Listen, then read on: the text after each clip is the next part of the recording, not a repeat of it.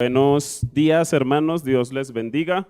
Vamos a comenzar en esta mañana hablando, venimos ya con, ¿cómo se llama nuestra serie o la serie que el pastor nos ha venido comentando hasta ahora? Historias que nos contaron mal contadas. Y sí que hemos encontrado, pensábamos que no. Pensábamos que las historias que nos habían dicho anteriormente eran las correctas, pero nos hemos topado con varias historias, no sé cuál le ha llamado a usted más la atención, de cuál ha aprendido usted más, pero sí que nos han contado cosas erradas acerca de lo que dice muchas veces la Escritura y cómo han torcido muchas veces la palabra de Dios de manera incorrecta. Hoy vamos a tocar a un juez muy importante también dentro de la Escritura que nos enseña muchas cosas y es Gedeón, ¿sí? No sé si aparece ya, sí, aparece ya ahí en la pantalla el título y queremos hablar acerca de Gedeón. Gedeón y el título como tal de la prédica dice el tránsito de la debilidad a la arrogancia, ¿sí? ¿Cómo vamos a ir viendo a lo largo de la historia de Gedeón, cómo un personaje pudo llegar de la debilidad, ¿sí? Algo donde podemos nosotros muchas veces también encasillarnos, hasta la arrogancia, ¿sí? Son dos extremos bastante fuertes, pero lo vamos a ir viendo a través de la Escritura cómo el Señor nos los va enseñando. Y se nos hace una pregunta, ¿sí? Una pregunta que es bien importante y que a veces el pueblo cristiano muchas veces ha tomado mal. ¿Será que a estas horas, en este tiempo, en estos años, es necesario que nosotros todavía le pidamos pruebas a Dios? ¿Sí? Quizás usted puede decir, no, yo no le pido pruebas a Dios, pero a lo largo de la enseñanza vamos a ver que realmente sin darnos cuenta, en muchas oportunidades le hemos pedido prueba a Dios hasta inconscientemente, ¿sí? Recordemos como hemos visto en los domingos anteriores acerca de por qué estos jueces, ¿sí? Porque qué pasaba con el pueblo de Israel, que era necesario que estuviesen estos jueces acá. Dice que la nación de Israel había abandonado completamente a Dios, ¿sí? Se habían apartado, estaban en idolatría, estaban en pecado, estaban en desobediencia y esto hacía que estuviesen separados del Señor. Es el estar apartado del Señor y el estar en desobediencia con el Señor provocó en él una ira santa, una ira muy diferente a la que nosotros podemos tener, ¿sí? Porque si fuese nuestra ira, como hemos aprendido, actuáramos de una manera muy diferente a la que actúa nuestro Señor. Pero provocó una ira santa, ¿por qué? Porque nuestro Dios es santo y Él no va a estar, ¿sí? Envuelto o dentro de cosas que no están bien. Entonces, esta ira provocó en nuestro Señor una ira que era necesaria, ¿por qué? Porque este pueblo estaba actuando de manera incorrecta. Pero luego de esa corrección, o luego de lo que vamos a comenzar a leer ahorita en Gedeón y lo que hemos venido viendo, ¿sí? En los demás jueces, así como hay también juicio, así como el Señor también debe castigar a las personas que hacen el mal, también vemos por otra parte un Dios totalmente misericordioso y lleno de amor que nos corrige y nos ayuda a encaminarnos por donde debe ser, por donde debemos andar, ¿sí? Estos jueces eran la muestra de lo que iba a venir. Siempre debemos apuntar desde Génesis hasta Apocalipsis. Todo lo que se habla en la Escritura va direccionado a lo que Dios quería y sabía que iba a pasar. Y era que iba a venir un Salvador para nuestras vidas. En ese momento quizás ellos no lo entendían de esa manera, pero realmente era la muestra. Y nosotros teniendo la Escritura completa, podemos ver y aclarar realmente que era la muestra de que venía un Salvador. Entonces, bueno, ya con esta introducción vamos a ubicarnos en el libro de Jueces y vamos a leer desde el capítulo 6. Gedeón se narra en la Escritura desde el capítulo 6 hasta el capítulo 8. Son 3 capítulos. Estábamos conversando y decíamos, bueno, parece una historia como corta, pero cuando comenzamos a leer y a estudiar decimos, no lo es tanto. Son 3 capítulos y en los 3 capítulos encontramos 100 versos que nos hablan acerca de la vida de Gedeón, ¿sí? Gedeón fue juez, como lo estamos diciendo, de Israel y fue el 5.º juez. Estuvo antes de Débora y después de Jefté. Entonces, es importante saber estas cosas, ¿para qué? Para saber cómo Dios iba obrando y cómo Dios iba haciendo todas las cosas según su voluntad y en su tiempo. No vamos a leer los 3 capítulos porque nos demoraríamos un poco más, pero sí vamos a ir leyendo a lo largo de la historia capítulos muy importantes que nos van a ayudar a aprender lo que el Señor nos quiere enseñar a través de su palabra. ¿Qué hemos escuchado de Gedeón antes de que leamos Jueces? ¿Qué hemos escuchado acerca de Gedeón? Yo decía, bueno, ¿qué nos han contado mal? Sí, que hemos entendido acerca de esta historia. Quizás no es una historia tan conocida como la historia de Sansón o como la historia de David, pero cuando vayamos estudiando vamos a darnos cuenta que realmente sí la habíamos escuchado antes, quizás sin prestarle tanta atención. Pero buscando yo más o menos qué se nos ha enseñado y recordando qué se nos ha enseñado mal, bueno, hay muchas prédicas que dicen cosas totalmente erradas fuera de la escritura, ¿sí? Hay un título muy interesante que leí que decía, de ratón a león. Uno dice, uy, qué título tan impresionante, ¿no? De ratón a león. Imagínense la diferencia gráfica de un animal al otro, ¿no? ¿Y qué hace un ratón y qué hace un león? Y a lo largo de esta enseñanza iba aprendiendo o iba escuchando, no aprendiendo, escuchando, cómo hablaban de mucha superación o cómo tú puedes llegar a hacer muchas cosas o cómo tú de algo muy pequeño puedes llegar a engrandecerte a una manera bastante impresionante como un ratón a un león, ¿sí? No es lo que la escritura dice y no es lo que vamos a aprender acerca de Gedeón. Otra decía, de débil a héroe. Entonces yo dije, no, unos títulos muy interesantes para unas películas de ficción bastante buenas, pero no es lo que realmente la Biblia nos enseña acerca de Gedeón. Y otra también hablaba acerca del valor de esos 300 hombres que vamos a ver, que también pelearon y lucharon por el pueblo de Israel. Entonces no iba enfocado acerca de Dios o acerca de lo que Dios pudo hacer en ese momento, sino acerca del poder y la fuerza que esos 300 hombres escogidos pudieron tener. No, muy errado y muy en contra de lo que realmente el texto nos quiere enseñar. Entonces, viendo esto, ahora sí vamos a leer el capítulo 6 del libro de Jueces. Si lo tienen, por favor, me ayudan ahí para que sigamos la lectura. Vamos a leer primero del verso 1 al verso 10. Dice la palabra del Señor, está titulado Llamamiento de Gedeón, ¿sí? Dice, los hijos de Israel hicieron lo malo ante los ojos de Jehová, y Jehová los entregó en manos de Madián, ¿por cuánto? Por 7 años. Y la mano de Madián prevaleció contra Israel. Y los hijos de Israel, por causa de los madianitas, se hicieron cuevas en los montes y cavernas y lugares fortificados.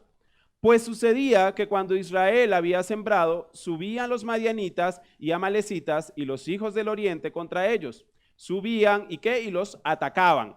Y acampando contra ellos, destruían los frutos de la tierra hasta llegar a Gaza. Y no dejaban comer en Israel ni ovejas, ni bueyes, ni asno, porque subían ellos y sus ganados y venían con sus tiendas en grande multitud como langostas. Ellos y sus camellos eran innumerables. Así venían a la tierra para devastarla. Vamos a dejarlo un momentico hasta el verso 5. Pasaba algo en esta ciudad, sí, pasaba algo con este pueblo. Y comienza el verso 1 diciendo algo muy importante. Comienza diciendo, y los hijos de Israel hicieron lo malo ante los ojos de Jehová. Así comienza esta historia de Gedeón. Los hijos de Dios, no los del mundo, no las personas que no conocían, no los que no sabían qué debían hacer, sino que los hijos de Dios hicieron lo malo delante de el Señor. Y pasa que por esa maldad, por esa desobediencia, Dios echó sobre ellos un castigo que duró ¿cuántos años? 7 años. 7 años donde todo lo que el pueblo de Israel hacía quedaba mal o estaba mal, al punto donde ni siquiera podían tener para comer. Eso los llevó a tener que esconderse fuera de la ciudad. Imagínense que ustedes pase algo en la ciudad y tengan que dejar su casa, su comodidad, donde ustedes están, para ir a esconderse, para tratar de mantenerse o de poder comer algo, ¿sí? Ese fue el pago por la desobediencia que el pueblo de Israel había tenido contra Dios o contra el Señor. Pero entonces decimos, bueno, entonces viene esa imagen, nos ayuda a poder ver quizás a un guerrero así impresionante. Y Gedeón, efectivamente, su significado es guerrero, ¿sí? Guerrero o destructor, ¿sí? Ese es el significado del nombre, pero a lo largo de la historia nos vamos a dar cuenta que está muy lejano lo que significa este nombre a lo que era este personaje.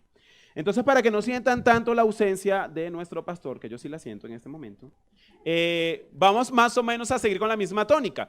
Vamos a ver esto por escenas, ¿sí? Como para tratar, ha sido bastante bueno. Yo estando de aquel lado, también me ha permitido imaginarme de una manera más gráfica y más entendida historias como estas que son a veces bastante fuertes de entender o que son muy largas y muy extensas. Vamos a dividirlo en 5 escenas, ¿sí?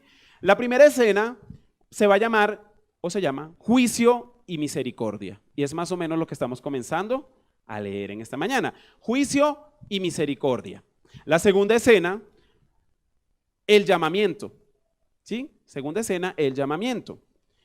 La tercera escena, una fe muy débil. ¿Sí? Una fe muy débil. La cuarta escena, la gran batalla de los escogidos. ¿Sí? Y la última escena, un final inesperado. ¿Sí? Esta última escena, un final inesperado. ¿Quién era Gedeón? ¿Qué hacía Gedeón antes de que pasase todo esto? No era un rey, no era una persona, un guerrero valiente. No, Gedeón era de la tribu de Manasés, era un hombre que, como se nos relata en el texto, en este capítulo 6, verso 2, ¿sí? Dice, y de la mano de Dios de Madián prevaleció contra Israel, y los hijos de Israel, por causa de los madianitas, se hicieron cuevas, ¿para qué? Para esconderse. Gedeón estaba ahí. Gedeón era parte de esas personas que se habían tenido que ir a esconderse, o sea que no era un guerrero, no era un luchador, no fue que salió de primerito a pelear por su pueblo, no, sino que él estaba escondido, estaba en una cueva, al igual que el resto del pueblo. Gedeón, a diferencia de todos estos títulos maravillosos que hacen o que dicen, era una persona con temor, con miedo, con una fe bastante débil y con una manera de confiar que bastante dejaba que desear o se veía muy dudosa.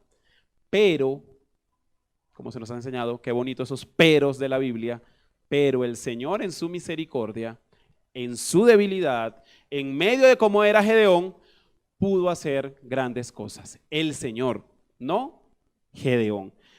¿Se nos puede parecer quizás a nosotros? Sí.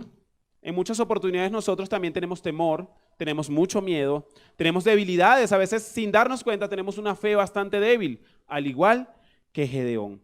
Pero no podemos nosotros enfocar la historia o ver lo que el Señor nos enseña a través de la Escritura en la persona, sino en lo que Dios hizo en esa persona. La primera escena dice juicio y misericordia, y es lo que acabamos de leer hasta el verso 5, pero vamos a continuar. Ya vimos que Israel había actuado mal delante de los ojos de Dios y eso había ocasionado que ellos tuvieran que hacer algo, irse de sus casas, apartarse del pueblo, e irse a cavernas y esconderse para poder por lo menos tener su comida. ¿Pero lo podían hacer? No, era difícil, ni siquiera estando a las afueras de la ciudad ellos podían estar tranquilos, porque dice el verso 4, y acampando contra ellos, destruían los frutos de la tierra hasta llegar a Gaza y no dejaban que comer en Israel, ni ovejas, ni bueyes, ni asnos. El hecho de que ellos se fuesen a las afueras de la ciudad o estuviesen escondidos en estas cavernas o en esas cuevas, no quería decir que se estaban escondiendo de lo que el Señor tenía preparado para ellos. De igual manera, tenían problemas y tenían dificultades porque le quitaban hasta lo más básico, que era la comida. ¿Sí? Sigue el verso 5. Porque subían ellos y sus ganados y venían con sus tiendas en gran multitud con langostas, ellos y sus camellos eran innumerables. Así venían a la tierra para devastarla. El verso 6 dice, de este modo empobrecía Israel en gran manera por causa de Madián, y los hijos de Israel clamaron a Jehová. Vemos el juicio, vemos lo que pasó, vemos la consecuencia de ese pecado que Israel había cometido. Pero pasa algo muy interesante en este verso 6, finalizando la parte B del verso 6. Dice, y los hijos de Israel clamaron ¿a quién? A Jehová. Ahí cambia mucho la situación, porque durante todo este tiempo ellos venían pecando y venían haciendo todas las cosas en contra de su Señor. Pero llega un momento donde ellos se dan cuenta y entienden que no lo están haciendo bien.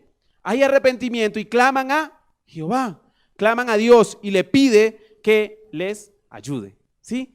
Ahí viene algo diferente al juicio y es la misericordia. La misericordia que el Señor tuvo con ese pueblo y que tiene con nosotros cada día de nuestra vida.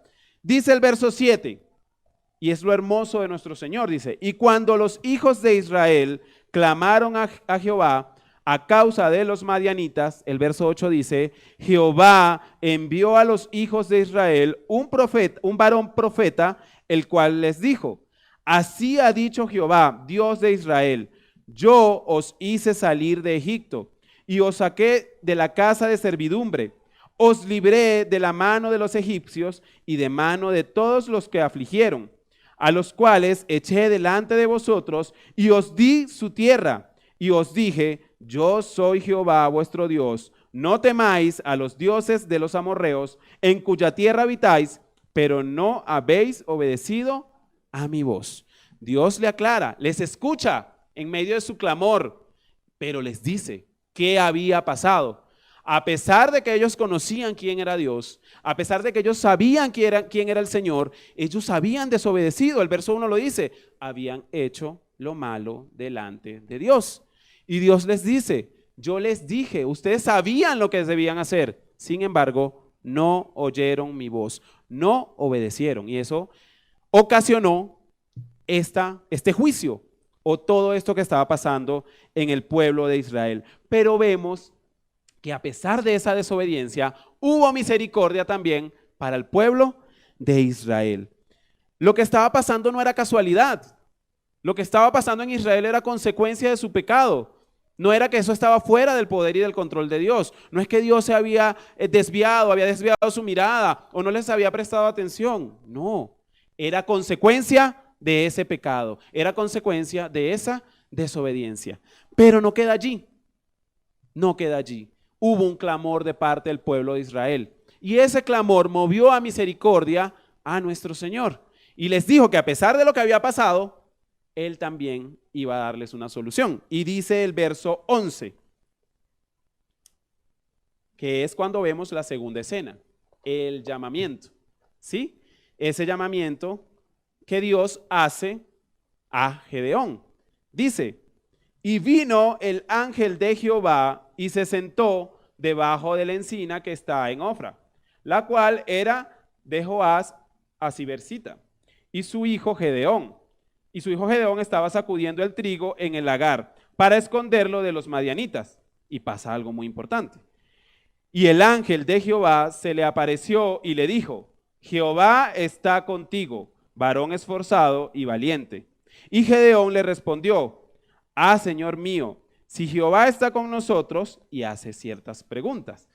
A pesar de este llamamiento, a pesar de la misericordia que el Señor tiene con el pueblo de Israel, a pesar de que Dios vuelve su mirada nuevamente a Israel y les envía, o está haciendo el llamamiento para enviarles un juez que les podía ayudar, mire cómo responde Gedeón, de una manera bastante interesante. Dice,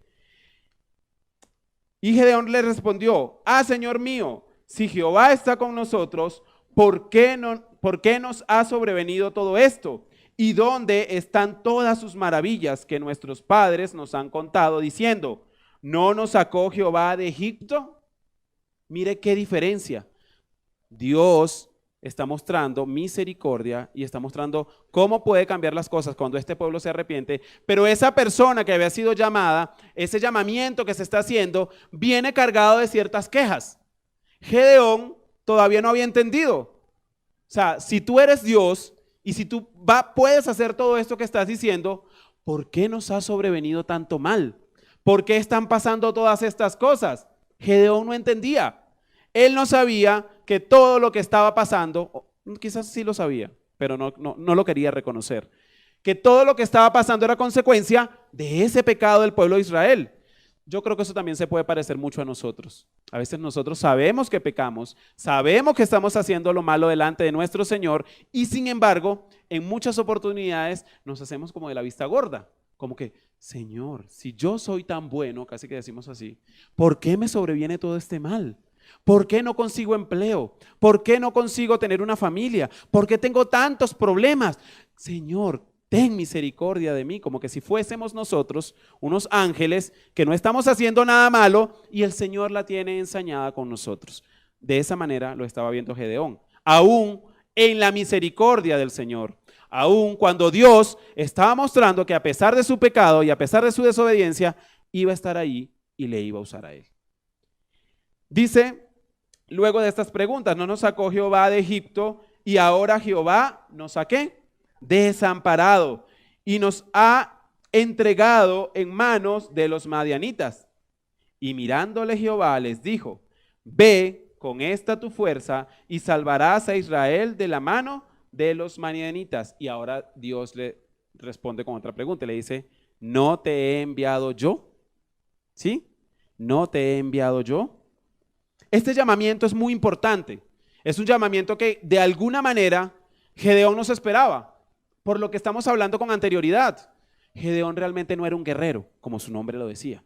Gedeón no era una persona valiente, esforzada, que estaba esperando que le dijeran, vaya a pelear por su pueblo para hacerlo. No. Gedeón era temeroso, Gedeón era una persona débil, Gedeón era una persona que no estaba en ese momento dispuesta a pelear por el pueblo de Israel. Y él ni siquiera entendía por qué les había sobrevenido todo este mal. Entonces es muy diferente a lo que se nos ha venido enseñando acerca de ese guerrero valiente que luchó con el pueblo de Israel hasta ayudarles o permitirles salir de esa situación que estaban viviendo. No es lo que se nos muestra en la Escritura hasta acá. Hay un llamamiento, no un llamamiento por las fuerzas, por las cualidades, por todo lo que podría traer Gedeón. No, se puede decir hasta en un término quizás un poco más fuerte, Gedeón era una persona cobarde, estaba escondido, también estaba viendo cómo hacer para por lo menos comer. No estaba en una posición de guerrero ni de luchador. No podemos pensar que lo que pasó aquí fue por esa fuerza o esa voluntad que tenía Gedeón, porque no lo había. Dentro de la Escritura podemos entender y podemos ver que no la había. Dice la palabra de Dios y nos muestra la palabra de Dios en estos versos como de personas que no tienen mayor fuerza o mayor posibilidades de hacer cosas, el Señor hace cosas maravillosas. Porque luego que dice todo esto Gedeón, el Señor le dice, ve con esta tu fuerza. No te he enviado yo, no por las fuerzas de Gedeón, sino porque había sido enviado ¿por quién? Por el Señor. Y vemos luego del verso 15, cómo se veía Gedeón, cómo se consideraba Gedeón, qué pensaba él de sí mismo. Dice el verso 15, entonces le respondió, Señor mío, ¿con qué salvaré yo a Israel? He aquí que mi familia es pobre en Manasés. El Señor en algún momento le estaba pidiendo dinero. Le dijo, mira, para poder ser guerrero luchador necesitamos que hagas un depósito por Nequi y entonces ahí sí vas a poder ir y pelear por Israel. No, en ningún momento. Pero él estaba pensando en lo que él era, en lo que él podía hacer. Dice, y yo, sigue dándose mucho aliento, y yo, el menor en la casa de mi padre. ¿Y qué le respondió Jehová? Jehová le dijo, ciertamente yo estaré contigo y derrotarás a los madianitas como a un solo hombre. Y él le respondió, yo te ruego que si he hallado gracia delante de ti, me des señal que tú has hablado conmigo. Hay un llamamiento. A pesar de la desobediencia, a pesar de ese juicio que el Señor había traído a Israel por esa desobediencia, tiene misericordia, como lo vimos en esta primera escena. Hay juicio, pero también hay misericordia. A pesar de todo esto, el Señor viene y se presenta delante de Gedeón y le dice, vas a ayudar a liberar el pueblo de Israel. Gedeón, no obstante, muy valiente, le dice, pero ¿cómo es posible si tú dices que eres ese Dios? Nos has hecho que suframos tanto. ¿Cómo has permitido que pase todo esto? Si yo y mi pueblo ha sido tan bueno, prácticamente fue lo que le dijo al Señor. A pesar de todo esto, yo creo que el Señor ahí respiró y dijo, ¿cómo voy a ignorar ese comentario? ¿Sí? Y dijo, sigo mi plan, vas a ir no con tu fuerza, sino que vas a ir porque yo te estoy enviando, ¿sí? No por lo que tú puedes hacer. Gedeón ahí dice, y como que ya viendo la situación, dice, Señor, pero ya va, porque es que yo soy el menor de la casa de mi padre, ¿sí? Yo no tengo dinero, no tengo posesiones, somos pobres. ¿Cómo voy a ir yo a luchar contra el pueblo? ¿Con quién estaba hablando Gedeón? Con Dios, con su Señor, con el Creador. O sea, el Señor en primer lugar le conocía y en segundo lugar le estaba diciendo, yo te estoy enviando. Sin embargo, vemos que no era un guerrero maravilloso que iba a luchar y a pelear, sino que había en él todavía muchas dudas, al punto que vemos esta tercera escena, que dice una fe muy débil, una fe que aun cuando él reconocía que era su Señor, llegó un momento que él sabía que estaba hablando con Dios.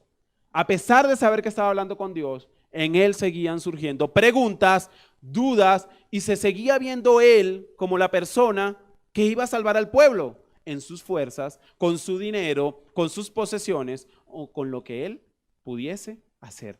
Totalmente alejado de lo que realmente el Señor iba a hacer por medio de esa persona débil o por medio de esa persona que no tenía todas las cualidades para liberar un pueblo, ¿sí? Verso 15 al 17 lo acabamos de leer. Dice, entonces le respondió, Señor mío, ¿con qué salvaré yo a Israel? He aquí que mi familia es pobre en Manasés y yo el menor en la casa de mi padre. Jehová le dijo, ciertamente yo estaré contigo y derrotarás. No se lo está poniendo como una opción. No le está diciendo, vamos a ver cómo nos va. Intentémoslo, Gedeón. Vamos a ver si entre tu fuerza y la mía llegamos a hacer algo. Peor es quedarnos sin hacer nada. No, ¿verdad?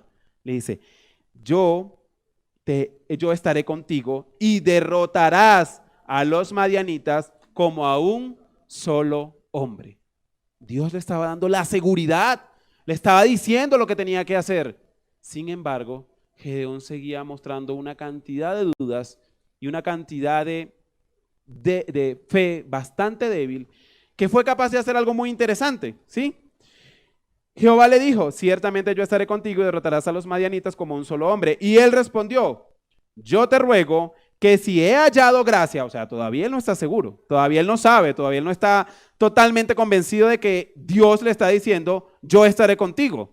Le dice, yo te ruego que si he hallado gracia delante de ti, si eso quizás ha pasado, me des ¿qué? Señal de que tú has hablado conmigo. Ahí sí lo vi valiente a Gedeón, ¿sí? Ahí sí tuvo pantalones para presentarse delante del Señor, pero no unos pantalones acertados, ¿no? Porque eso lo debía haber hecho para defender al pueblo, ¿sí? O para de alguna manera defender a su familia, no para pedirle pruebas o señales a nuestro Señor.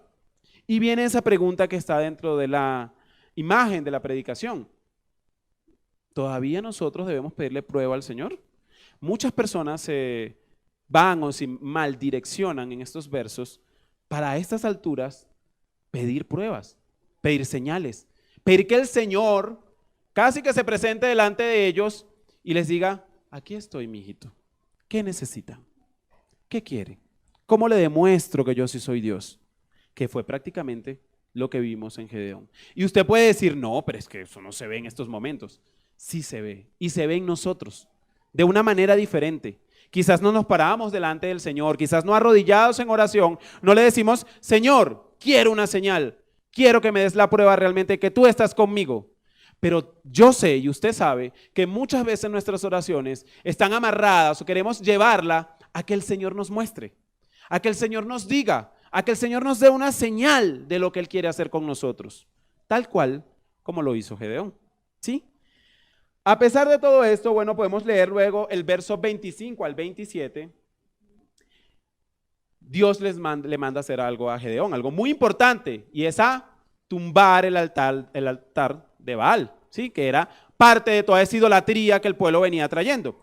Dice el verso 25, aconteció que en la misma noche le dijo Jehová, toma un toro del hato de tu padre, el segundo toro de 7 años, y derriba el altar de Baal que tu padre tiene, y corta también la imagen de acera que está junto a él. Y edifica altar a Jehová tu Dios en la cumbre de este peñasco en lugar conveniente. Dios le da esa primera tarea a Gedeón. Luego de que ya él entiende con quién está hablando y que sabe que realmente no es con su fuerza, no es lo que él quiere hacer, sino que realmente él va de la mano del Señor, ¿sí? Y bueno, Gedeón ahí como que está entendiendo un poco mejor con quién está hablando y va en dirección un poco a hacer lo que el Señor le dice. ¿Y por qué digo un poco? Porque el verso 27 nos dice, entonces Gedeón tomó 10 hombres de sus siervos e hizo como Jehová le dijo, pero no totalmente como Jehová le dijo. Porque vemos que dice, siguiendo el verso 27, más que temiendo hacerlo de día por la familia de su padre y por los hombres de su ciudad, ¿lo hizo de qué? De noche. ¿Había valentía? ¿Era un guerrero valiente? No, él dijo, yo espero que se acuesten y se duerman. Cuando no haya nadie, no fue solo. Escogió a 10 hombres y dijo, bueno, casi que voy a obedecer, pero bueno, vamos a ver cómo es lo menos, a dónde me puedo exponer menos, ¿sí? Cuando no haya nadie, cuando todos están durmiendo, cuando mi padre está por allá y no se va a dar cuenta de lo que yo estoy haciendo, ahí yo obedezco a Dios. Qué parecido también muchas veces a nuestra vida, ¿sí? Qué parecido muchas veces a cuando nosotros, el Señor nos manda a hacer algo. Ponemos tantas excusas, buscamos la manera de obedecer a nuestra manera. De decir que estamos haciendo las cosas como Dios nos manda, pero realmente torcemos o desviamos muchas cosas de la voluntad o de cómo Dios quiere que se hagan. A la final, Gedeón obedeció. ¿Qué le mandó a hacer Dios? A tumbar el altar. ¿Lo hizo? Sí lo hizo. ¿Cómo lo hizo? Mostrando no una fuerza y una valentía de entender quién lo había mandado. ¿Quién le estaba mandando a hacer eso? Dios, el Señor. Ya le dijo, no lo vas a hacer tú, yo estaré contigo, yo lo haré contigo. Sin embargo, Gedeón dijo, no nos arriesguemos, ¿para qué? ¿Verdad? No es necesario, vamos más bien, esperemos que la gente se duerma, ellos están tranquilitos, nos evitamos tantos problemas, que pelean, no.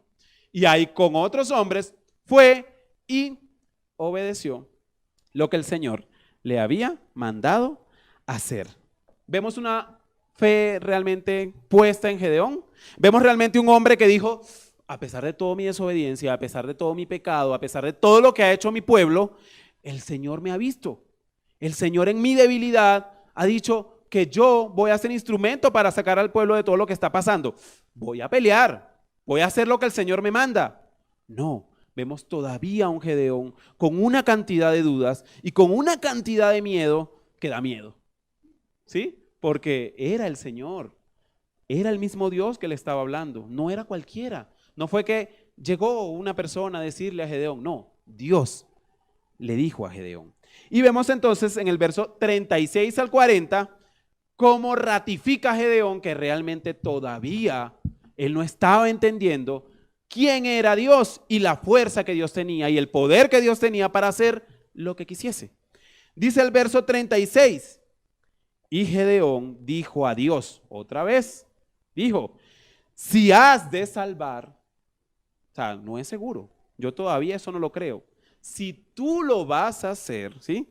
Si has de salvar a Israel por mi mano, que todavía estoy dudoso, como has dicho, he aquí, yo pondré un vellón de lana en la era, y si el rocío estuviere en el vellón solamente, quedando seca toda la tierra, entonces entenderé que salvarás a Israel. No obstante de lo que ya había pasado, Gedeón viene y le dice, bueno, Señor, si tú dices, si va a pasar, si acaso sucede que tú vas a hacer esto por mi mano, yo necesito que tú me des como un poquito más de claridad. O sea, no estoy muy claro todavía con lo que está pasando. Luego que usted con detenimiento puede leer la historia completa y puede ver todo lo que pasó en el transcurso de que él derribó este altar a Baal hasta llegar a pedir nuevamente esta prueba, ¿sí? Pero todavía con mucha duda, todavía con mucho miedo, todavía con unas preguntas que se van más a que no lo va a hacer, a que lo puede hacer, ¿sí? Entonces le dice, bueno, vamos a ayudarnos aquí un poquito. Si tú dices que vas a hacer esto, bueno, yo voy a colocar un vellón era como todos los restos de la lana de la oveja, ¿sí? Que colocaban, y él dice, bueno, lo voy a colocar como sin ningún tipo de techo, en la intemperie, en el sol, en el aire. Lo voy a colocar. Si tú realmente vas a hacer lo que estás diciendo conmigo, ¿sí? Dice, si el rocío estuviera en el vellón solamente, quedando seca toda la tierra, entonces entenderé que salvarás a Israel por mi mano. O sea, él quería que Dios hiciera algo que no podía hacer cualquier persona. No cualquiera iba a ir a mojarle el vellón de lana, sino que estuviese solamente mojado el vellón de lana o la lana que iba a estar expuesta al viento y que el resto de la tierra estuviese seca. Entonces usted iba a decir como que, epa, ¿qué pasó acá? ¿Sí? O sea, ¿cómo pasó esto?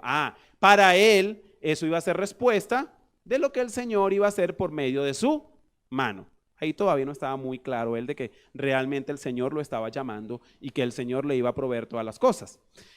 Vemos a un Dios tan misericordioso. Vemos un Dios tan paciente, tan clemente, que como dice, o hemos aprendido, si fuese por nuestra ira, viene el Señor a decirme eso a mí, le digo, mire, Gedeón, ¿sabe qué?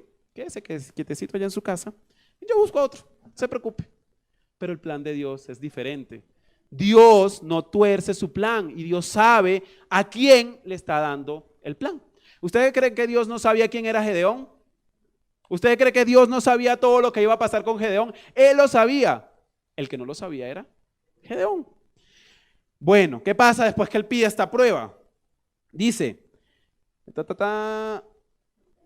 38, ciertamente. Y aconteció así, pues cuando se levantó de mañana, exprimió el vellón y sacó de él rocío un tazón lleno de agua. O sea, no fue que le roció un spray ahí de un poquito de agua, no. El vellón estaba tan mojado, tenía tanta agua que logró sacar un tazón. Imagínense, o sea, ¿será que necesitaba más cosas Gedeón? ¿Será que todavía ahí era necesario que Dios le diese alguna otra señal?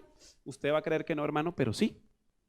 Seguimos leyendo. Y dice, mas Gedeón dijo a Dios, no se encienda tu ira contra mí. Ya él sabía que se estaba pasando un poquito de la raya y que ya la situación estaba ya de claro oscuro, ¿sí? Entonces dice, no se encienda tu ira contra mí. Si aún hablare esta vez, solamente probaré, ¿sí? Solamente probaré ahora otra vez con el vellón. O sea, sí, está mojado. Sí, la tierra está seca, pero déjame que yo necesito probar otra vez porque que no vaya a ser que alguien vino y me lo mojó. Alguien me le echó agua ahí al vellón, entonces, ¿cómo hacemos ahí si es mentira, verdad? Entonces, él sabía con quién estaba hablando. Él sabía que era Dios. Por eso él aclara en un principio y dice, no se encienda tu ira. Si él está reconociendo que está hablando con Dios, ¿por qué le pide otra prueba? ¿Por qué necesita otra cosa? Sabe que es Dios, porque le dice, no se encienda tu ira contra mí si yo volviere a hablar. ¿Por qué? Porque está necio. Está pidiendo más pruebas, aún sabiendo con quién está hablando. Dice, te ruego que solamente el vellón quede seco y el rocío sobre la tierra. Necesitamos que, yo necesito ver ahora porque pudo haber pasado algo con ese vellón. Yo necesito realmente saber que fuiste tú. Entonces ahora vamos a hacerlo al revés, Dios. O sea, esto fue una conversación muy con tinto en mano y todo. Ahora, el vellón, tú lo vas a dejar seco. Yo voy a volver a colocar el vellón. Tú ese vellón lo vas a dejar seco y todo el alrededor de la tierra va a quedar mojado. ¿Eso lo podía hacer alguna otra persona? Pero Gedeón estaba tan temeroso, tan lleno de miedo, reconociendo con quién estaba hablando. Ahí él no estaba dudando de con quién estaba hablando. Porque cuando le dice que no se encienda tu ira y cuando dice te ruego, él sabe, él reconoce que está hablando con el Señor. Pero con todo y todo, sigue necesitando cositas que Dios le muestre. Te ruego que solamente el vellón quede seco y el rocío sobre la tierra. Y Dios en su clemencia, en su misericordia y en su amor, dice, y aquella noche lo hizo Dios así. Yo creo que miraría a Gedeón y diría, bueno, ¿y ahora qué me va a pedir? ¿La mitad del vellón mojado y la mitad del vellón seco? ¿O como que más necesita el Señor para saber que es conmigo que está hablando? ¿Sí? Así lo hizo Dios. Solo el vellón quedó seco y en toda la tierra hubo rocío. ¿Qué pensaría Gedeón? A mí me daría miedo. Uy, si era Dios. Gedeón tenía mucho miedo, tenía una fe muy débil, tenía una fe que necesitaba, aún sabiendo con quién estaba hablando, necesitaba tantas pruebas, necesitaba tantas demostraciones de que Dios estaba con él, que miren su necedad hasta donde llegó. Dios, por ser Dios y por saber y entender su plan, no hizo algo contrario con Gedeón. Pero Dios hubiese sido otro y no hubiese contado la historia como se cuenta tan bonita y no dijeran ahorita de ratón a león, no. Sino que hubiese pasado algo muy contrario con Gedeón a lo que realmente el Señor pudo hacer. ¿Cuánta paciencia el Señor ha tenido con usted? ¿Cuánta paciencia el Señor ha tenido conmigo? ¿Cuánta clemencia? ¿Cuán necio hemos sido en solicitar pruebas, en demandar señales, en que el Señor nos tiene que dar cosas para nosotros darnos cuenta que Él está con nosotros. Hermanos, no necesitamos pruebas. La mayor prueba que Dios ha dado es Jesucristo muriendo en la cruz por nuestros pecados. La mayor prueba que usted y yo podemos tener es entender que vino un Salvador, que tuvimos que ver cómo en Él se cargó todo nuestro pecado y nosotros, siendo los que realmente habíamos cometido el pecado, hemos sido salvos por gracia. Usted y yo no necesitamos más nada. No necesitamos pruebas, no necesitamos señales, no necesitamos milagros. Usted ve en este momento, hoy domingo, hay iglesias de 2,000, 3,000 personas que están esperando ver pruebas, ver señales. No están esperando que el Señor les hable. No están esperando que el Señor tenga misericordia, que el Señor les pueda usar. No, están esperando ver. Están esperando ver cómo una persona paralítica se levanta. Están esperando ver cómo una persona enferma se sana. Están esperando ver cómo personas hacen cosas prodigiosas para ver realmente el poder de Dios. Al igual que Gedeón, usted y yo en muchas oportunidades hemos tenido una fe tan débil que hemos necesitado ver, que hemos necesitado que el Señor nos muestre una y otra vez que Él es Dios, cuando ya la prueba mayor la hemos tenido en la cruz del Calvario. Cuando lo más que hemos nosotros podido ver y experimentar es que sin nosotros merecerlo, el Señor envió un Salvador. El Señor envió a alguien a morir por nuestros pecados. Usted puede decir, bueno, Gedeón no tuvo en ese momento esa prueba. Gedeón estaba hablando con Dios mismo. Gedeón sabía con quién estaba hablando. Pero a pesar de todo esto, Gedeón todavía tenía muchas dudas. No sabía realmente cómo hacer para entender que debía ya obedecer a Dios. Ya, o sea, ya el vellón te lo mojé, ya el vellón te está seco. Ya, te dije que yo iba a ir contigo. ¿Qué más necesitas? Sin embargo, vemos a un Gedeón todavía con muchas dudas, con mucho temor, pero se los repito nuevamente porque es muy necesario. Sabía con quién estaba hablando. Sabía que era el Señor, sabía que era Dios, por eso Él ruega. Por eso Él dice, no eches tu ira en contra de mí. Porque Él sabía que Dios podía, ya, no existe Gedeón, ese guerrero valiente. Él sabía que era el Señor, pero con todo y su conocimiento había tanta duda, había tanta debilidad, había tantas cosas y tanto temor y tanto miedo que no lo dejaba seguir adelante con eso que el Señor le había encomendado.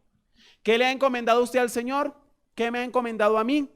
Que por muchas cosas hemos tenido dudas, hemos tenido miedo y nos hemos paralizado. Ahí nos podemos poner en el sitio de Gedeón. No somos guerreros valientes, no somos súper esforzados. No decimos así, heme aquí, envíame a mí. Muchas veces repetimos ese verso, pero cuando lo envían, ¿qué dice? Uy, no, es que no puedo porque es que en el trabajo yo salgo a las 5, después tengo que hacer no sé qué. No, Señor, pero espera, aguántate un momentico ahí porque es que yo sé que tengo que hacer esto. Yo sé que tú me estás mandando. Yo sé que eres Dios. Yo sé que debo obedecerte. Pero aguántame ahí porque es que tengo unas cositas que hacer primero. Dame una señal. O sea, que truene, que relampaguee, que caiga el rayo ahí delante de mí. Yo ahí veo y entiendo que es que tú me estás hablando.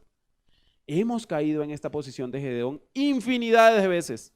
Hemos sido Gedeón, no el guerrero, sino ese hombre débil, ese hombre que realmente temía, ese hombre que realmente era tan cobarde que aun cuando Dios mismo estaba delante de él, seguía pidiendo cosas. Vemos a un Gedeón totalmente diferente y apartado a lo que nos han enseñado. Y que el Señor tuvo que tener toda la paciencia del mundo para poder hacerle entender que no era él, que no eran sus fuerzas, que no era en su poder, que era el Señor usándole en medio de esa debilidad. Somos débiles, somos personas sin grandes capacidades. No merecemos, yo no merezco estar acá parado en este púlpito enseñándole a ustedes, porque estamos aprendiendo juntamente. No hemos hecho nada para ganar eso. El Señor, en nuestra debilidad, se muestra su poder, muestra su fuerza, muestra lo que Él puede llegar a hacer. Somos instrumentos. Solamente el Señor ha tenido misericordia y amor para con nosotros al permitirnos estar delante de Él y poder hacer algo así mínimo por su obra. Pero no lo hemos entendido. Dudamos tanto cuando se nos mandan a hacer las cosas. Sabemos, porque al igual que Gedeón, sabemos que es Dios que nos está enviando a hacer. Pero ponemos tantas excusas. Pedimos tantas veces, ahí lo pidió Gedeón 2 veces.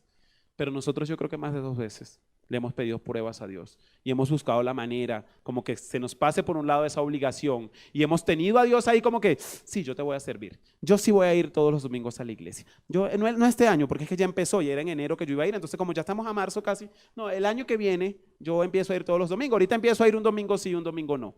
No, yo voy a orar.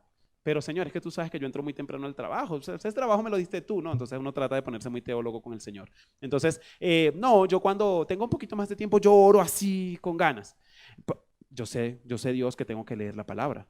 Yo sé que, o sea, eso yo lo sé, Dios me lo manda, yo lo sé. ¿Usted no lo sabe? ¿Sabe que tiene que leer? Sabemos que tenemos que leer la palabra del Señor. Ahorita estoy un poquito ocupado, Dios.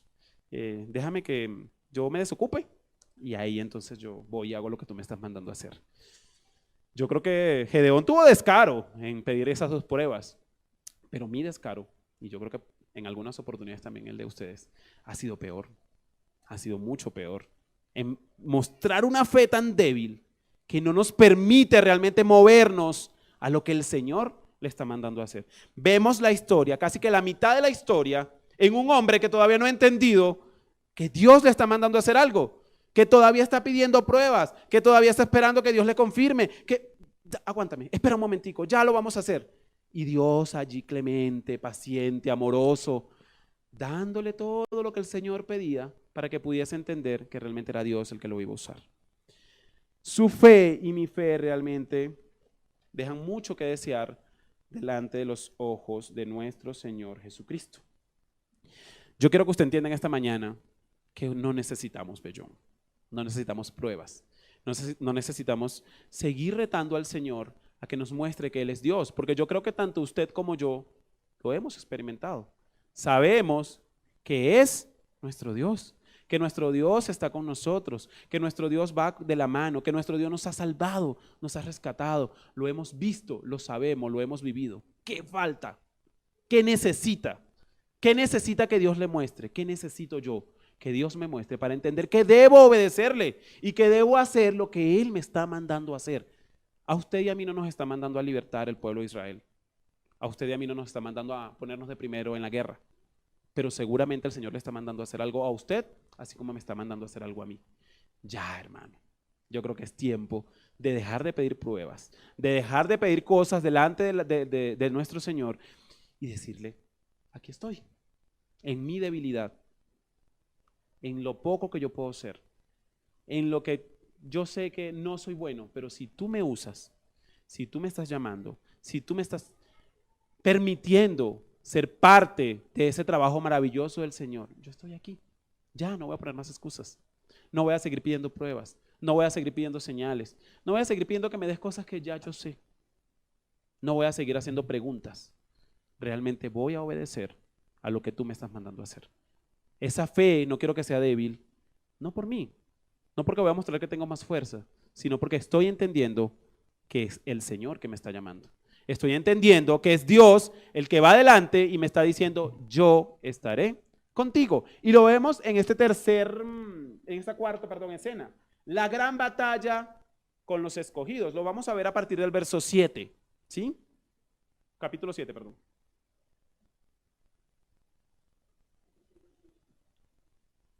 Capítulo 7. Uy, esto se oye casi igual con micrófono y sin micrófono. Dice, es que mi voz a veces, perdón, no los estoy gritando, hermano, yo hablo muy fuerte. Dice el capítulo 7, del verso 1 al 9, muestra esa batalla, muestra todo lo que está pasando, muestra cómo Dios, después de haber un ejército de 32,000 personas, ¿sí? Dios le dice a Gedeón, no necesitamos todo eso. No necesitamos 32,000 personas para que tú puedas entender y el pueblo pueda entender que no es por sus fuerzas, porque ¿qué pasa? Y lo dice la Escritura. Si yo dejo a estas 32,000 personas, aparte de todo lo que ha pasado, ustedes pueden llegar a pensar que fue por esa fuerza, que fue por ese poder, que fue por ese ejército maravilloso que tuvieron, que lograron salir adelante de los madianitas. Pero eso no es lo que yo quiero que ustedes aprendan. Eso no es lo que yo quiero que ustedes vean en medio de todo lo que está pasando, le dice el Señor a Gedeón. No se los estoy diciendo yo ahorita a ustedes. Dice el verso 7, Gedeón derrota a los madianitas, pero ¿realmente fue Gedeón? Bueno, Ya hemos visto ciertas cositas que nos dicen que como que no. Dice el verso 1 del capítulo 7. Levantándose, pues de mañana, Jerobbaal, que es el mismo Gedeón, que le colocan este nombre por haber derribado ese altar de Baal, ¿sí? Jerobbaal, el cual es Gedeón, y todo el pueblo que estaba con él acamparon junto a la fuente de Jarot y tenía el campamento de los madianitas al norte, más allá del collado de Moré, en el valle.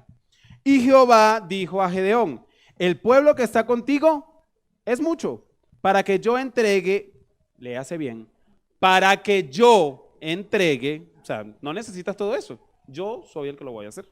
Entonces, para que yo entregue a los madianitas en su mano, no sea que se alabe Israel contra mí, diciendo, mi mano me ha salvado.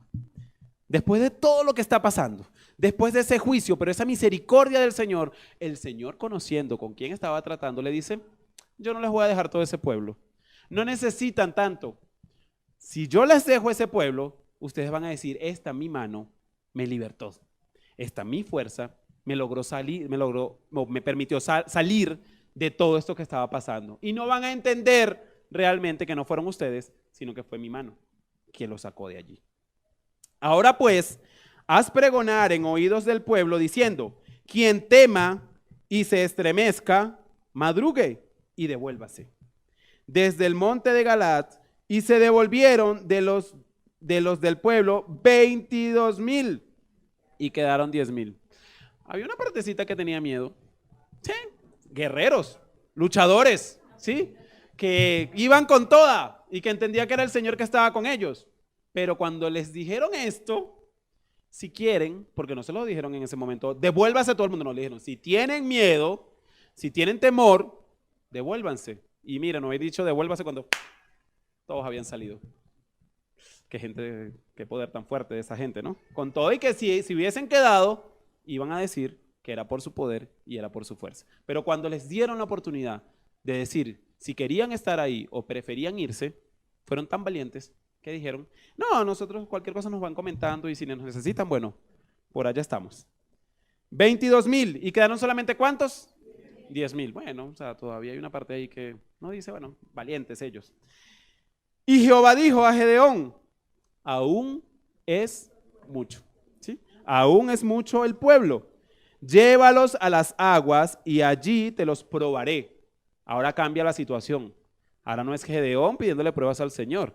El Señor ahora le dice, yo te voy a probar de todos estos 10,000 que están quedando, ¿quiénes son los realmente con los que te tienes que quedar? ¿Con cuáles yo decido que te quedes? Y le dice, y del que yo te diga, vaya este contigo, irá contigo, mas de cualquiera que yo te diga, este no vaya contigo, el tal no irá. O sea, ¿era decisión de Gedeón? No. Y el Señor le dijo, mijito, quédese quieto ahí. Yo le voy a decir con quién va a ir. Entonces vamos a hacer algo. Entonces llevó el pueblo a las aguas y Jehová dijo a Gedeón, cualquiera que lamiere las aguas con su lengua, como lame el perro, ¿cómo lame un perro? Directamente la lengua al piso.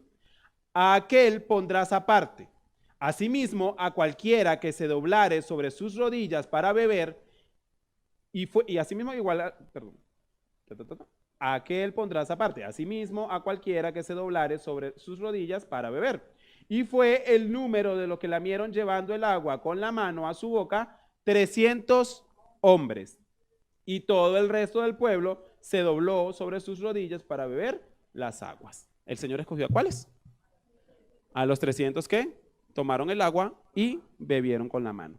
Entonces Jehová dijo a Gedeón, con estos 300 hombres que lamieron el agua, os salvaré. No está diciendo con el poder y la fuerza de estos 300 hombres vas a salir adelante. No, aún teniendo estos 300 hombres, Dios le dice, yo los salvaré. O sea, con ese ejército pequeño, con esas personas pequeñas, yo los salvaré. Y dice, y entregaré a los madianitas en tus manos y váyase toda la demás gente, cada uno a su lugar. Nuevamente dice, y entregaré. El Señor sabía con quién estaba hablando. Y el Señor sabía que tenía que ratificar que no eran ellos. aún siendo 300, no son ustedes. O sea, el ejército que tienes es como, ten lo mínimo, porque realmente no necesitas mayor cosa, porque yo los voy a entregar. Realmente tampoco es el poder de los 300. Realmente no es que dice, bueno, lucharon los 300 y bueno, por esa lucha lograron. No lograron vencer por los 300. Yo los entregaré. Sigue ratificando el Señor que no era por el poder de ellos, era realmente por la obra de Dios en esas personas tan débiles. Realmente yo sé y entiendo que el problema no está en que Dios necesite mostrar su poder. Él sabe quién es, Él sabe lo poderoso que es. Lo que da miedo y preocupa es que muchas veces nosotros no entendemos el poder de Dios. Es que muchas veces nosotros no entendemos, aún en medio de toda esta situación y todo lo que estaba pasando, Gedeón, todavía él no sabía, todavía él no entendía, todavía él no estaba claro de que el Señor era el que estaba en su mano, en su poder. Y que el poder de Dios era el que se iba a ver reflejado en todo lo que iba a pasar, no en lo que él pudiese hacer, no realmente en la lucha o en la batalla que él iba a librar.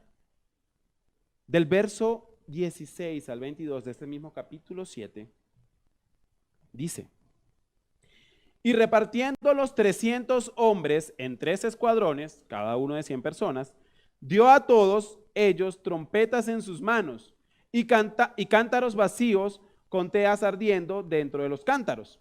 Y les dijo: miradme a mí y haced como yo hago.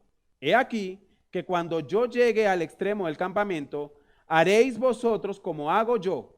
Yo tocaré la trompeta y todos los que están conmigo y vosotros tocaréis entonces las trompetas alrededor de todo el campamento.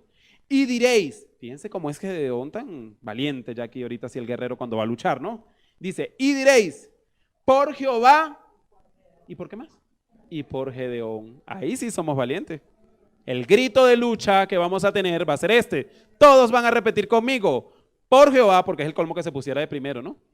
Por Jehová y por Gedeón. Gedeón, te conocemos ya la historia y como que no va mucho con lo que ya hemos aprendido, ¿no? Pero él mandó al pueblo a que su consigna fuera por Jehová y por Gedeón. Por Jehová y por Gedeón. Llegaron pues Gedeón y los 100 hombres que llevaba consigo, porque recordemos que dividió el grupo, y los 100 hombres que llevaba consigo al extremo del campamento, al principio de la guardia de la medianoche, cuando acababan de renovar los centinelas y tocaron las trompetas y quebraron los cántaros que llevaban en sus manos. Y los 3 escuadrones tocaron las trompetas y quebrando los cántaros tomaron en la mano izquierda las teas y en la derecha las trompetas con que tocaban y gritaron, ¿qué gritaron? Por la espada de Jehová y de Gedeón, y se estuvieron firmes cada uno en su puesto en derredor del campamento. Entonces todo el ejército echó a correr dando gritos y huyendo. ¿Cuál ejército? Los madianitas, los que estaban en contra. El ejército grande que realmente estaba atacándolos, al ver todo esto que el Señor hizo, ¿sí? Porque aquí ellos no estaban mostrando ninguna fuerza ni ningún poder, con esos cántaros y con eso que ellos estaban haciendo, Dios les estaba dando a demostrar, no son muchos, ustedes son solamente 300, incluso con Gedeón estaban 100. En cambio, ahorita vamos a ver que el otro pueblo sí era un poco más numeroso. Sí, dice, ¿qué pasó cuando el Señor les mandó a hacer esto? Dice, y se tuvieron firmes cada uno en su puesto y en derredor del campamento. Entonces, todo el ejército echó a correr dando gritos y huyendo. Y los 300 tocaban las trompetas. ¿Qué estaban haciendo? Guerreando, matándose unos con otros. Estaban tocando las trompetas. Y Jehová puso la espada de cada uno contra su compañero en todo el campamento. O sea, ¿qué hicieron? ¿Qué hicieron estos valientes hombres? La mano estaba así, Jehová, ¡pum! O sea, realmente estaban allí, pero el Señor les dio a entender, no son ustedes, no es con su fuerza, no es porque ustedes sean más que ellos, no es porque ustedes son unos guerreros. Yo estoy aquí con ustedes y yo soy el que estoy haciendo todo lo que está pasando en este momento. Era necesario que el pueblo de Israel entendiese que el Señor les estaba librando, que el Señor estaba librando esa batalla usándolos a ellos, pero realmente ¿qué estaban haciendo? Nada. El Señor fue el que les permitió preservar sus vidas, el que les permitió que ese otro ejército grande pudiese irse. ¿Por qué? Porque causó temor en ellos. ¿Quién lo causó? El Señor, Dios. No fue que ellos dijeron, uy, no, estos son 300, pero están como fuertes, mejor vámonos y venimos otro día. No, o sea, el Señor fue el que permitió que libraran esa batalla y que pudiesen realmente entender que Dios estaba con ellos. Veamos el capítulo 7, verso 12b. El capítulo 7, verso 12b dice: eran innumerables como la arena que estaba a la ribera del mar en multitud. Los madianitas eran innumerables. Imagínense, y estamos hablando de que los otros eran 300.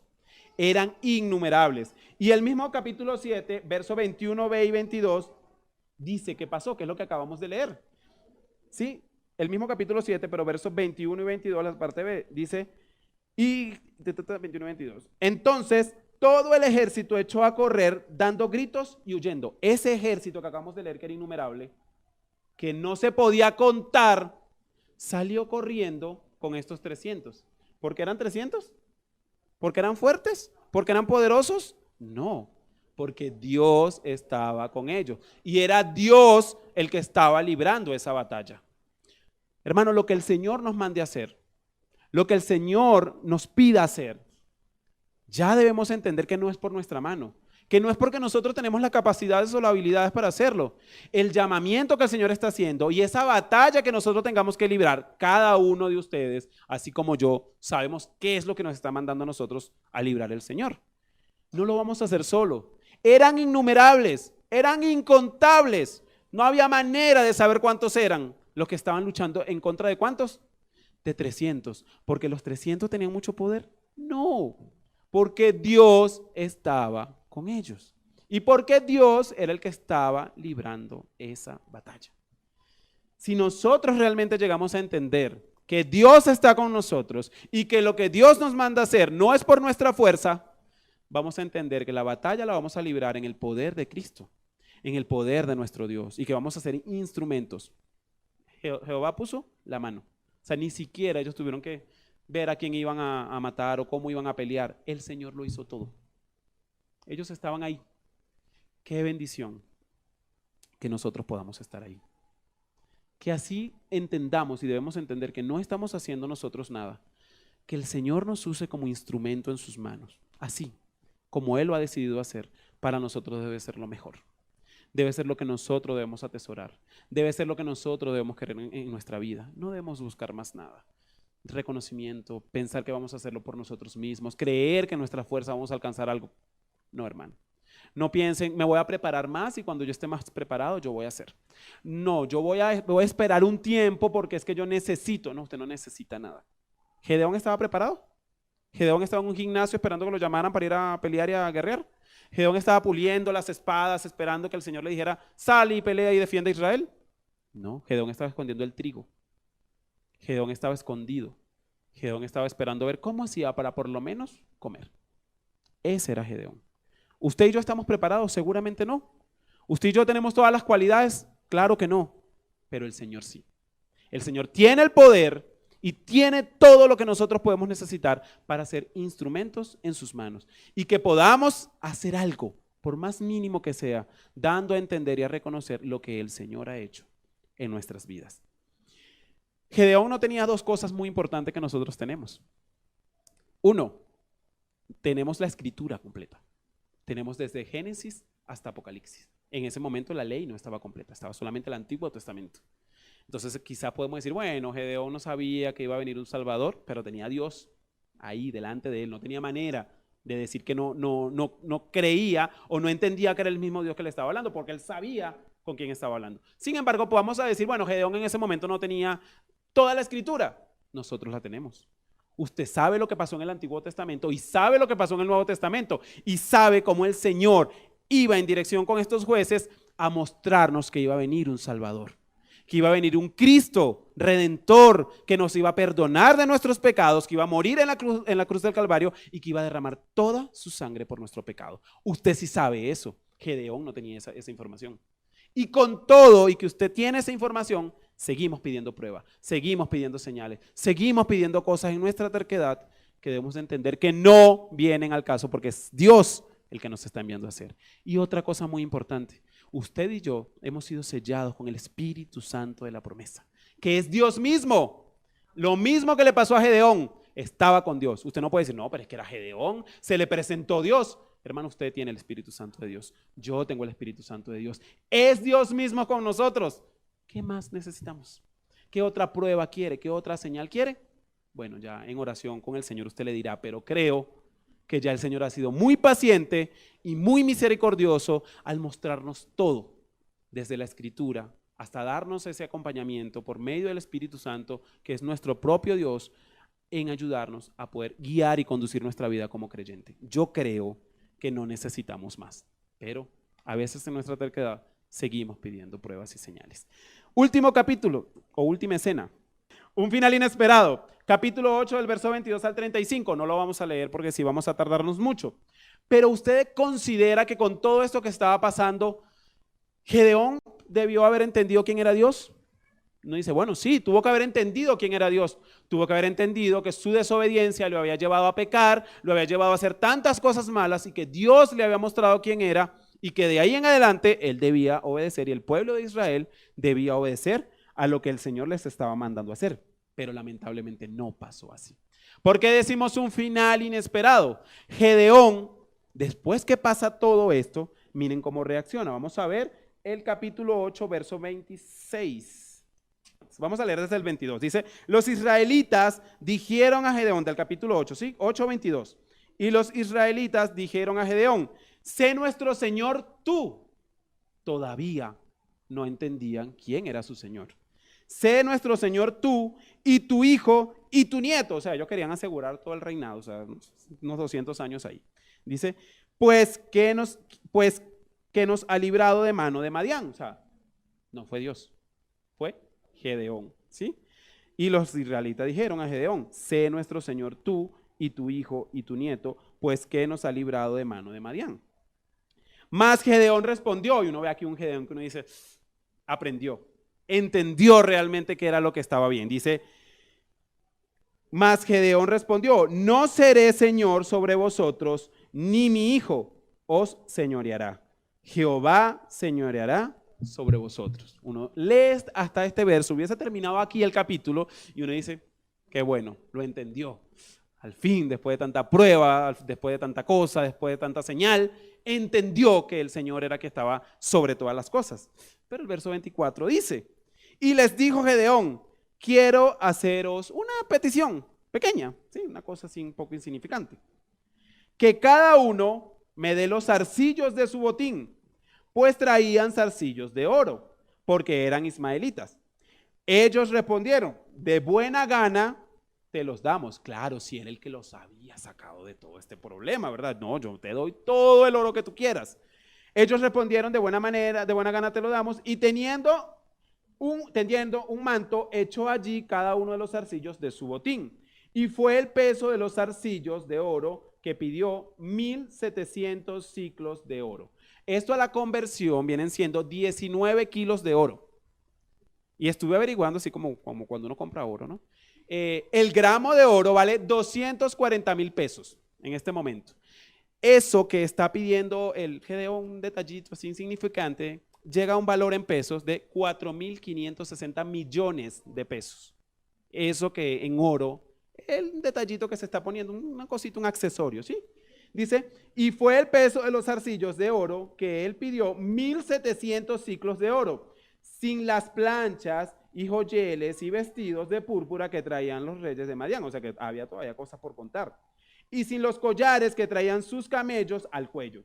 ¿Y Gedeón qué hizo con todo esto? Gedeón hizo de ellos un efod, el cual hizo guardar en su ciudad de Ofra. ¿Qué era un efod? Una vestidura de lino fino. Dice que es corta, que es sin manga y que era algo como para exaltarse un poquito él, ¿no? Realmente si él estaba diciendo en el verso anterior que leímos, yo no voy a ser su rey, yo no voy a ser su señor, porque Jehová es el Señor sobre todas las cosas. Hasta ahí está bien. ¿Para qué le manda a pedir todos los zarcillos de oro, todo el oro que este pueblo traía, para tener 19 kilos de oro en una pieza que se está colocando. ¿Para qué? Para que se entienda que Él está sobre los demás. Él estaba orgulloso de lo que había pasado. Él sentía que era Él el que había logrado todo esto. Después de todo lo que está pasando, después de todo el temor, después de esa debilidad, y por eso decimos el tránsito de la debilidad a la arrogancia. ¿Cómo tienes tú la capacidad, después de estar escondido, después de no tener nada, después de no creer que el Señor te puede usar, a mostrar esta arrogancia, donde ahora eres tú el que tiene que ser alabado? Tú eres el que tienes que ser enaltecido. El pueblo ahora no adora al Señor, el pueblo ahora te adora a ti, por eso que tú estás haciendo. Y eso que él hizo causó algo muy, muy importante. Dice, y Gedeón se hizo de estos un efodo, como lo dijimos, el cual hizo guardar en su ciudad de Ofra. Y todo Israel se prostituyó tras de ese efodo en aquel lugar, y fueron tropezadero a Gedeón y a su casa. ¿Cuál era el objetivo de esto que le estaba queriendo hacer? Todo el pueblo de Israel se prostituyó tras ese efod. Él le mostró al pueblo que realmente la vanidad que él tenía y realmente lo que él quería. Ya después que él vio que pudo lograr todo eso, ahora sí, ahora denme mi partecita. Solamente les pido algo.